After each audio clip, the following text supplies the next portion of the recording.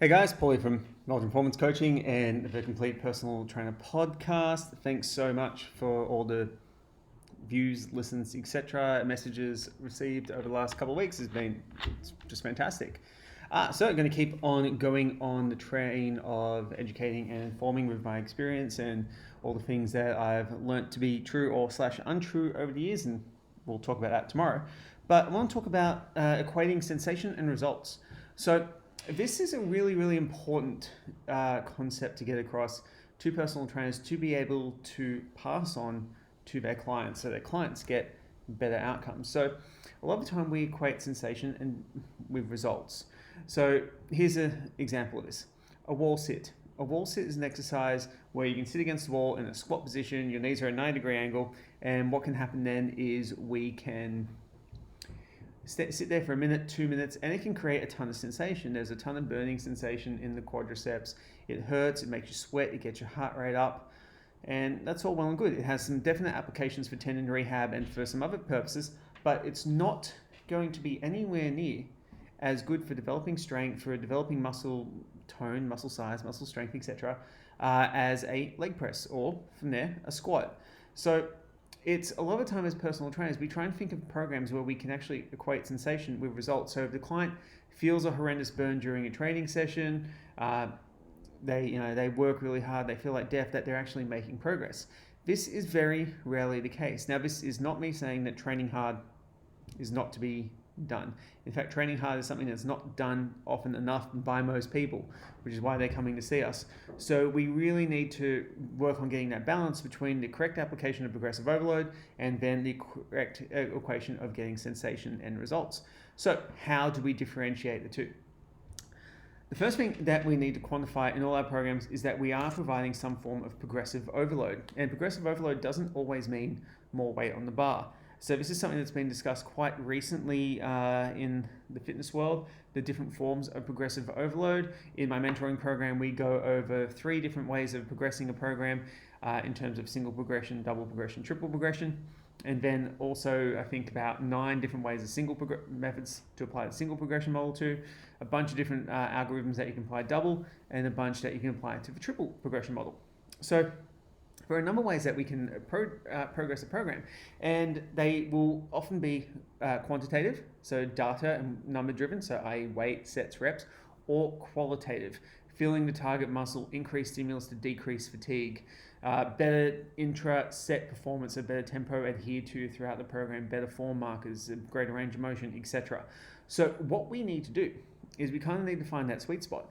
And you don't need to progress both on each and every workout. So one way that you can apply this very quickly to your clientele is you can start the progressive overload by increasing weight, reps, or sets. That is an absolutely fantastic way to do it. What you probably find is that when they've gone up in weight, or sets, or reps, whatever it is, there'll be a degradation in performance at that particular load. That's because this load is done in a way that they haven't done before. So what you do in the next session is you maintain the same load, and same set, same reps, same volume prescription, and then you may focus on performing the exercise with the requisite tempo with a little bit more control and sticking to that a lot closer. You may focus on improving the range of motion a little bit. It really depends on where the client was lacking in their previous workout, what you can work with. So this is why documenting the program is so important, because you can not only track the quantitative part of it, but you can also track the qualitative part of training as well. So making sure that you get the client progressive overload, but then you do that progressive overload a little bit better. So you actually start bringing some sensation into the training program. Sensation is a really important thing to be aware of when we're training our clients, because sensation is highly related to our ability to have interoception. So interoception is sensing what's going on inside the body. And so this really matters a lot for pain clients as well, and also for hypertrophy, strength, fat loss clients, etc. We need to make sure that people are getting the right sensations when they're training as well, and learn to differentiate between the two. So a lot of clients with pain, they will get a pain sensation in exercise. This is chronic pain people. What you may need to do is you may need to do a breathing drill, change the breathing pattern, change the exercise movement arc, give a substitute exercise, do a little foam roll for a little bit of sensory overload. Do something different so you take away that sensation, and then you can get the focus on progressive overload. If you've got a client who doesn't feel any exercise when they do it, like they do a squat, they don't feel it in their legs at all, they feel it in their back. First thing, check the form. They could just have weak back too, but then look at their range of motion and the execution of that exercise that's pertinent for that client, so then they can do that exercise and actually target the target muscle group. Some other strategies could be doing isolative or isometric holds for that muscle briefly before the actual main set, and not to failure at all. This is just to create sensory awareness and some degree of sensation in the muscle. And by doing that, you're going to allow the client to realize, hey, the quads are what's meant to be the prime mover here. I'm meant to feel this area here. This is a good way to go about it. This is part of personal training that we actually don't focus on too much. We're very concerned about making sure the form is right.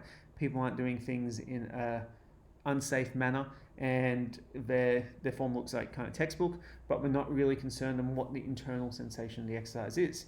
In terms of its impact on hypertrophy outcomes, it's not as important. So again, like with the wall sit versus a squat, you'll feel your quads way more in a wall sit, but the hypertrophy outcome would be very, very different with the squat coming out on top. So we don't need to stress too much about it as it being an absolute game changer, but for career longevity and training and all that kind of stuff, having your clients been able to identify what the target muscle is, where they should be feeling the exercise, and having a high degree of sensation there will improve their trainability over their training lifespan by a number of magnitude. Because what will happen is, they'll be able to do more work with less joint strain. They're going to have a higher stimulus to fatigue ratio, so more stimulus, less fatigue, and they're going to have a better understanding of what correct form is, all of which is going to give them a better trainability ratio. So sensation and results, they're not always equated, but if you can create a better degree of sensation while applying the principles of progressive overload, you are going to get better results in all your training programs. So your takeaways from this podcast. What you want to do is when you coach your clients, make sure that their programs have got an element of progressive overload in there. Again, remember that progressive overload doesn't always have to be a quantitative load-driven process or rep or volume. It can also be a qualitative process, increase in form, increase in range of motion, increase in adherence to exercise tempo. From there, once you've gone through that and you can alternate between those two week by week, what you can then do is start looking at encouraging your clients to have more sensation in the exercise in the target muscle. This is going to improve their degree of interoception. And what I'm going to talk about tomorrow on the podcast is how interoception is so important for clients achieving their body fat loss goals, not their body weight gain, because interoception kind of screws it up a little bit. But if you want a client to lose body weight, their ability to sense what's going on is going to be a really awesome kind of proxy for how much body fat they can lose successfully and then also maintain it. Guys, thanks heaps for listening. Sensation versus results, not the same thing. Any questions, let me know. Hit me up on social media, leave a review. Speak to you all real soon.